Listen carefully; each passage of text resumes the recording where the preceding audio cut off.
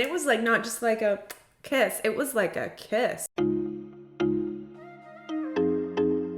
Hey guys, and welcome to this week's Get Ready With Me and TV Bachelorette edition. So today I'm going to be talking about week 8 of The Bachelorette. Let's dive right into the episode. So the episode does start off with a little bit of drama.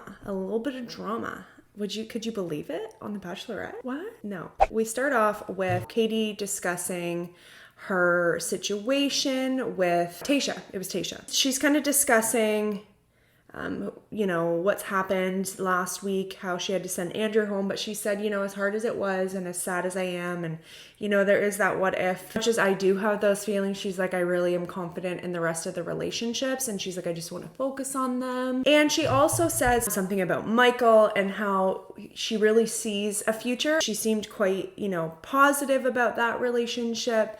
She's nervous about meeting everybody's families, but excited. The guys are nervous to introduce her to their families and blah, blah, blah. And then Michael gets a FaceTime from his son. We've already seen him FaceTime his son at least once. But this time, his son, I think, was a little bit upset. He probably missed his dad. Fair enough. Michael clearly missed his son as well. And then he's about to, say goodbye on the phone.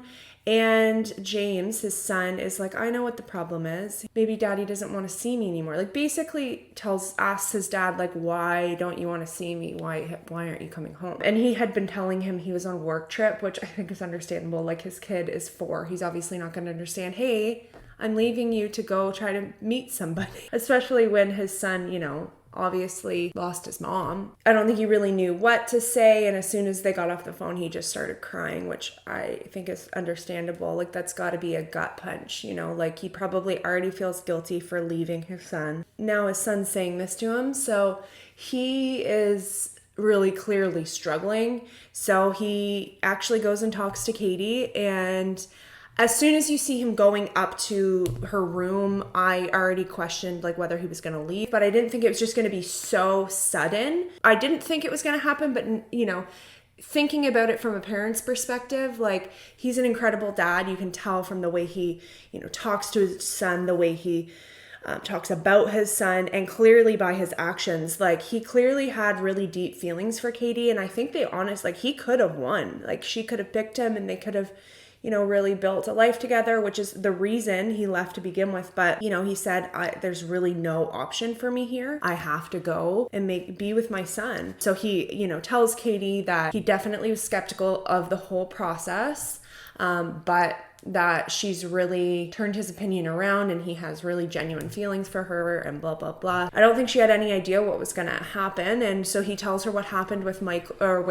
James, and he said, I have to go home. And he said, it sucks leaving on the what if we had more time? And he gives her the stopwatch that he gave her night 1. And, we've just run out of time. And it was really sad. They were both super emotional, and Katie was really upset. She was like, very well possible my person just left. That was basically what happened. Michael leaves and Michael's gone. So that's it for that relationship. It really surprised me, even though I had made predictions of that, but I just didn't realize it was going to be this week. I didn't realize it was going to be so quick in the episode. It was just bam, episode starts, Michael's gone. I felt bad for everybody involved, but she supported his decision. She didn't make him feel bad, which I think was really, good of her. And that is the end of Michael's journey on The Bachelorette, unfortunately. So now she only has 3 men, and they haven't even done hometowns yet. And I thought they were going to do hometowns this week, and I'm like, how are they going to do hometowns and the men tell all? But they did that little clip of Michael leaving, and then it went straight into the men tell all. And Michael was on the men tell all, so it was kind of sad. I did not expect him to be on there because he was in the final 4. I thought about this. It kind of sucks for Andrew because I wonder if Michael had have left before, would she have kept Andrew? Would she have, felt enough for him? They seemed like their relationship really was still strong, even though maybe it wasn't as strong as Michael's. He was sent home and then Michael left. So would he have had a chance? Who knows? So yeah, then the men tell all starts. Tayshia and CATRICE are the hosts, and I love them. I honestly am really enjoying this season with them as hosts. They're funny, they're younger, they're girls. I mean, I guess for the Bachelor, it might be different. For the girl, for the Bachelorette's sake, it's probably a lot better to have this girl to talk to instead of Chris Harrison. So yeah, no, I really think they're doing a great job. So on the men tell all is Courtney, Cody, Carl, Trey, Brendan, James, Kyle, Aaron, Connor, Hunter, Andrew, and Michael. So Thomas isn't there. I was like pissed because I wanted the drama. I bet you he didn't show up because he was scared. He was probably scared of all of the like crap he would get. They kind of just dive right into it and show some clips of what happened during the season, of all the drama. They show the whole Cody drama. They show the whole Carl drama. They show the Thomas drama and then the Hunter drama. So like they had quite a few villains this season. Like they had a lot of people that really like caused issues. So they had a lot to talk about. So first they kind of start to talk about Cody. Aaron was obviously the one that straight up from night one was like, I don't like you, man. I remember thinking like, who is this guy that's just randomly saying, I don't like you? Like I didn't know they knew each other. And then we obviously learned that later on. So they kind of discuss the whole situation. I feel like with Cody, we didn't ever really see proof of Aaron's, issues, but clearly it was true because even Cody didn't deny it. Because we heard a lot about this social media posts that he was posting that were concerning, that basically were saying that he wanted to come on The Bachelorette to be famous. And apparently 6 months before he came on the show, he posted something, I'll be famous in 6 months. So like, I don't understand how you can say that you didn't come in with wrong intentions if you're posting 6 months before, I'll be famous in 6 months. So you're telling me you didn't want to be famous and that's not why you went on. Like, it's just, people make themselves look stupid. They make stupid social media posts and then they want to pretend they never happened, or like, oh, he said that was taken out of context. I hate when people say that. Like, it's different if it's really something that genuinely was taken out of context. There's no other way to take that. You're going to be famous in 6 months and then you go on the show in 6 months. But you're telling me that you didn't mean it like that. Like it was just, he clearly had nothing else to say and he was just in the wrong. Is he an awful person? Probably not. But I just definitely don't think that Katie was wrong for sending him home. Then Carl kind of starts to speak up because, of course, Carl can't shut up, as we saw on this season of The Bachelorette. And he's like going on about how, you guys would pick somebody. Who are we going to go after today? It would be like a witch hunt and blah, blah, blah. In a sense, I do understand what he's kind of saying, because as soon as somebody kind of showed bad intentions, like they're like, no BS, like we're not dealing with this, which is good, I think, in a way. I guess if you're on the other side of it, it wouldn't seem so good. And then it just started, a whole conversation into Carl's drama. And basically all of the guys were just discussing how multiple times Carl was caught in lies, stirring the pot. That night that he told Katie that there were multiple people that were there for the wrong reasons, you could even see as a viewer that he was definitely thinking this through and how to save his butt. He thought that things didn't go as well as he wanted with her that date. And so he thought, I gotta fix this problem. He literally said, I gotta fix this. And he said, I'm gonna drop a bomb tonight. And I believe it was Trey said, I heard you say that. So somebody had even heard him say that. So like, don't tell me you didn't go in premeditated, Then the guys were like, well, come on, man. Like, come on then. You didn't want to tell us then, tell us now. They're like, was it Thomas? And he's like, well, of course it was Thomas. And it felt kind of like he didn't know what to say. And then they're like, well, was it him? And they're like, yeah. He's like, yeah, that was it. I think he genuinely just was like, okay, Cody was sent home because he was there for the wrong intention, like for the wrong reasons. And now I'm going to go make this up, because then she'll like look into these other guys and just all float by. That's what I personally think happened.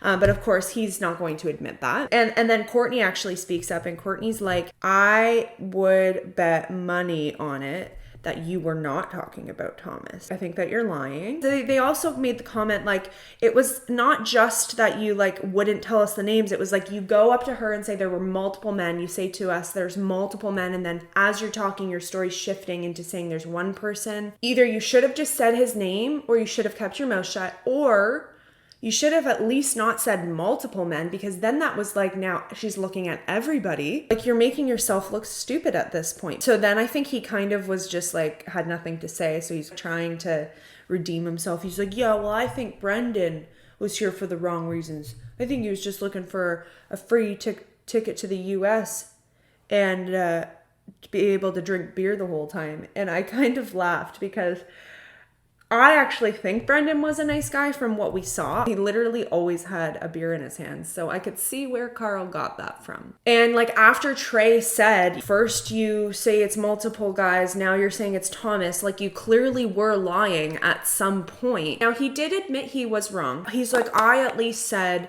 that I was, you know, made a mistake, I made a mess, blah, blah, blah, which I think is fair enough. Like, okay, everybody does make mistakes. But then he's going on to, he's like standing in Brendan's face, like, sit down, relax, you're an adult.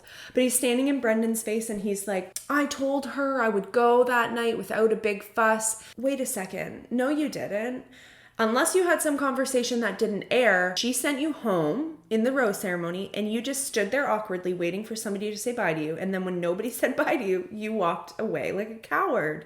Like, he didn't even hug her and say goodbye. So how is that saying that you walked away saying, oh, I won't put up a fuss? Because you were embarrassed that you were sent home. It was just, he is just a piece of work. They didn't talk a whole ton about Thomas. You know, they did discuss his situation and the drama of how he was there for the wrong reasons. And it was not just that he was there for the wrong reasons. He was also clearly manipulating everybody. I feel like maybe in his mind, it made sense. Like, maybe he came on the show thinking like, I don't really know if this is going to work, but it'd be a fun time. Obviously, you shouldn't go on the show if that's your intentions. I do see that. But who knows? Maybe, let's give him the benefit of the doubt. Maybe he really was, after meeting her, was like, you know what? I actually think this process works. Let's say that's the case. It still was like he went and said that he had feelings of like love, which, like, you're dating somebody. Like, yeah, makes sense. He said that to her. Then he comes back, tells the guys he told her he was falling in love with her. And they were kind of like, what? Like, so early, like, that kind of seems stupid. Then he denies he ever said it. Then he tells somebody else he told him he was falling in love. Then he denies he said it again. So it's like not just that he was there for the wrong reasons. He also was acting manipulative. He was lying. He like clearly made lots of mistakes on the show. I think the guys had every right to tell Katie about it. Like, I do think that they handled the situation right. Then we kind of switched over to the Hunter drama. James was called out for calling Hunter Thomas 2.0. I remember them comparing the two, but I don't remember James saying that. They discussed like his inconsistency in his stories, the whole top four list. He clearly, we saw on camera, and it's funny because they showed the clips. They showed him saying, yeah, I have a top four. He's like, I think it's me, you, blah, blah, blah.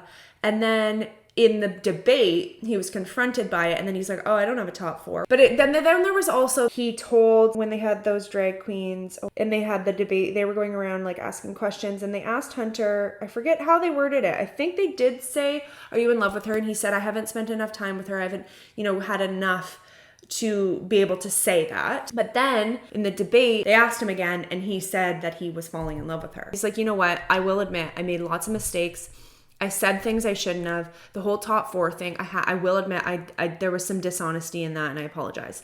He's like, but when it comes to the falling in love thing, he's like, I was asked if I was in love, and I said no, and then I was asked if I was falling, and I said yes. But at the same time, I feel like it's just the way he dealt with the situation. If he didn't feel like he was in love, again, I think it was right for him to admit that. But then maybe he shouldn't have said, I'm falling in love with you in front of everybody. I think maybe then it could have been, I'm starting to have those feelings. Or he could have said to the queen that was talking to him, I'm not in love with her, but I'm maybe starting to fall for her. But then at the same time, he made the point, like, I'm sorry I didn't say the right words at the exact right time. Like, not everybody's going to say the perfect thing at the right time, So I do kind of, in a sense, after hearing him defend himself, feel for him in that sense, because I think it was just, he was kind of ganged up on, and it's hard to know what you would actually say in that situation. You know, we can sit here and be like, I wouldn't have done that. I wouldn't have said that, or I would have said this, but really, what would we have said? So I feel like Hunter definitely wasn't the worst of all the people that were there.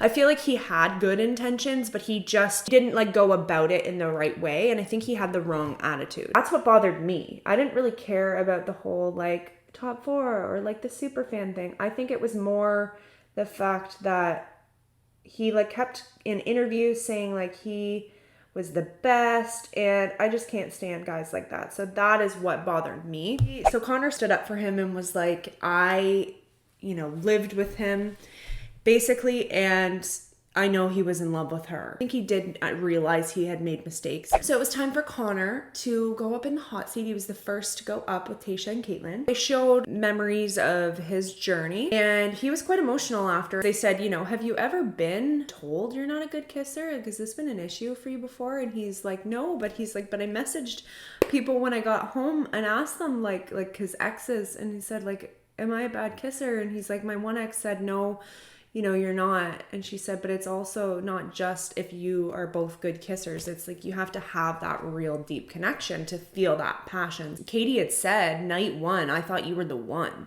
And she really did, I think. She really had feelings for Connor. So he's like, you know, starting off that strong, you do wonder, what did I do wrong? I don't think either of them did anything wrong. I think it genuinely was just they weren't meant to be. Then this girl just like stands up, and it definitely seemed super set up, super like scripted. And it probably was. Who knows? Maybe it wasn't. But she stands up, right? Can I just say something? And so then, you know, the camera pans over to her and she's like, I watched the show and you were such a sweet guy. I really thought you were such a cutie, blah, blah, blah. She's like, and honestly, after watching you, I definitely don't think you would be a bad kisser. And so then everybody's cheering. They're like, kiss her, kiss her. She comes up and they kiss. And it was like, not just like a kiss, it was like a kiss. And it was actually so cute. I really hope that that wasn't scripted. Like, can that please be real? She actually like goes and sits down with him, and she makes a comment. She's like, well, you know, I saw he was like checking me out, and he admitted, he's like, yeah, I did think she was cute. I'm like, please, can this just work out? Like, I want them to be together. And so then I looked it up. I don't know if it was actually her. They had like a tag of her social media, and Connor B followed that girl on Instagram. So are they together? Who knows? So then it was Andrew's turn in the hot seat, and they showed his memories. He, I think, still was emotional about it. He kind of left off with like, if you want to, like, you know, try this again in the real world, I'm here. I don't think that that's going to happen. I think she had too many other guys she had really strong connections with to just like leave. She would have kept him if she felt that strongly about him, you know? And again, you just feel for the guy. Like, I feel like he really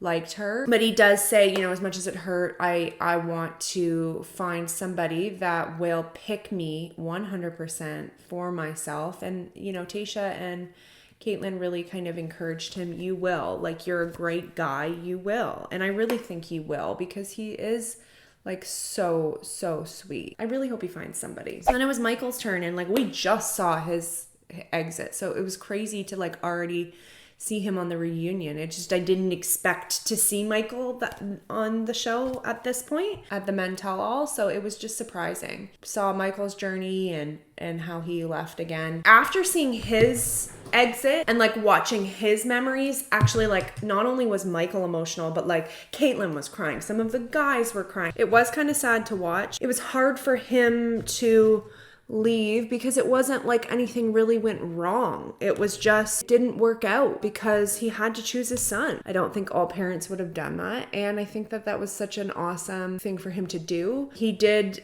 say that he was really, you know, proud of taking that leap, and he said he really, I think, honestly, like, I feel like at the end of the day, when all things are said and done, I think even though it was hard and emotional and sad and it didn't work out, I think at the end of the day, it was really like a good experience for Michael. He even said this experience kind of taught me and showed me that I can find love again. And then it was time for Katie to come on, face all of her exes. What a weird situation that would be. Imagine. A few of the guys have a chance to say some words. Michael, you know, says some nice words about how he didn't want to leave. It wasn't his really what he would have wanted to do. Like, it wasn't his choice really. He, you know, thanked her for respecting that and for, you know, making the situation so much easier than it could have been. He kind of talked to Michael when he was up in the hot seat and said, like, would you still want to be with her? And he said 100%. He said the feelings are still there. You know, the feelings never left. I didn't leave because I wanted to. So Caitlyn tells Katie that, but you could tell, I think at this point, they filmed the Men Tell All after everything else has been filmed. Probably if she gets engaged, she's already engaged. So she was nice about it though. She said, you know, I don't want to live in the past, and you know, it was hard, but I think everything happened for a reason. I wish you nothing but the best. I have nothing but respect for you, and you know, I don't regret our relationship. So basically let him down easy by saying, like, it's not gonna happen. Andrew says some kind words. Trey was, I love Trey. Honestly, I liked him from the beginning. He just seemed like such a genuine guy. It was actually really cute what he said. He said, I appreciated our relationship. It was sad that it didn't work out, but he said, honestly, this process, and not only this process, but like meeting you, it really like changed me. I honestly can thank you for the confidence I have to this day. And he said, you know, selfishly, I am glad I did this because I'm a more confident man and I'm a better man for the next person. You know, the journey was still positive, and it wasn't for nothing. And yeah, so it was really cute. So Aaron is like kind of the last one to say some words. He said basically like, I have nothing but love for you. And he said, you know, I'm always, even though it didn't work out with us, I'm always in your corner. And Katie's just like, you know, every time a guy's saying something kind to her, she's going, you know, thank you, thank you. And then she goes, oh, after Aaron finishes, she's like, you know what? Thank you so much, Thomas. She calls him Thomas, and he like jumps out of his chair. He's like, I'm out of here. Okay, sorry guys, my camera died and I had to charge it for a little bit. So I just ended up finishing my eye look. So I left off with how Katie called Aaron Thomas. I died. Everybody was dying. I'm not sure why she did that. I mean, they don't really look alike. They're both tanned with dark hair. Maybe that's why. Maybe it's because they were kind of talking about Thomas. Yeah, not sure. Was it supposed to be like, I don't know, was it scripted? Was it supposed to be funny? I don't quite know. But I died. Connor was the last one to kind of say something, and he had a little song written, and it was so cute. You know, it kind of was just a little bit about their journey. And it was really, really sweet. But then it actually ended up being mainly about the bromances that he made. So he like made comments about him making so many friends. He ended up meeting so many great guys. And he started singing about like bromance, and it was actually really, really funny. Tasha was like, obviously, as you can see, Thomas is not here, but he is here via video chat, and he has a few words to say. And I think Katie was a little bit like nervous. Obviously, Thomas is not her favorite person. He did apologize. He did say, you know, I made mistakes. I am sorry if any of my actions took away time from any of your time, any of the guys' time. And he did apologize, which even though I don't really think he's my favorite person on the show, I do think that was mature of him. Who knows if it was genuine though, because I always wonder when people apologize on like the reunions, are they genuinely saying it, or are they saying it because they want to be liked more? So she did apologize as well. I don't think she really needed to. She didn't really do anything wrong, but she did kind of apologize like for the way that she ended things, like the way she made him leave. I think how she worded it was like, I'm sorry if how I went about things caused you pain. And I think that that's mature of her, even though she's not his biggest fan. I think it's good that she was able to leave on pretty good terms. I really need to learn to do things while I'm talking. What do you guys think? Do you like the Men Tell All? Like I know people that don't, and that actually don't even watch it. I'm curious to hear what you guys think. We saw a Next On, which was really, really good. It looks like there's lots of drama to come, like so much drama to come. This is a very dramatic season, I feel. Obviously, it's hometowns next week, so she's gonna meet Greg, Blake, and Justin's families. They get one-on-one dates, and I feel like it's gonna be a huge week for them. I feel like the opinions of their families definitely are going to make a difference, which typically they do. I personally think Blake's gonna win now. I just feel like after seeing this next on, it looks like there's issues between her and Greg, and I have a feeling that he's gonna go home. It looks like she calls it off, but they also said that the season finale is on, no, the 9th of August. So yeah, we have 1 week next week, and then the finale is on the 9th. So I'm curious to see, like, will there be an engagement? I think she's gonna end up with Blake. But that's just my guess. I really love Justin as well, but I just feel like it's always been Greg, and then when Blake came on, it was between the two of them, and now that I see like the drama, plus Greg is a little bit more insecure, and not that there's anything wrong with that, but I think that she's just such a confident woman. I think she needs also a confident man, and Blake is like definitely confident. So I don't know, like maybe she doesn't give Greg enough reassurance. Maybe his family gives him some opinions that changes his mind. Maybe he just can't handle it. But I do think that he's going to leave next week, and I think it's going to be between Blake and Justin. But I don't know though, because you see the preview, and we see the scene a little bit more in depth of when somebody's talking to somebody through the door. I thought it was Katie this whole time, like when we saw the preview before, and I thought that's why it was going to be something related to like COVID or somebody leaving, blah blah blah. But it was actually CATRICE outside Katie's door after she walked away saying like, I'm done, and she says like, what do you want me to do? And she goes, book me a flight. So I'm curious, I'm so curious to see. I wonder if Greg is going to leave, and then maybe Katie ends things because she just can't handle it. And then maybe does Blake follow her home and propose to her there? I'm curious. She seems very emotional. It seems very dramatic, but also lots of love. So again, another good episode, it looks like next week. And then the next week is the finale. I'm so pumped. What do you guys think? Who is she going to pick? Don't forget to comment below your thoughts on the episode, your thoughts on what's to come. Also, don't forget to guess what this week's look is inspired by. Last week was the green look, which was inspired by her t-shirt, which I showed a photo of. So yeah, don't forget to comment down below. Thank you so much for watching, and don't forget to subscribe, give this a thumbs up, and I'll see you guys next time. Bye.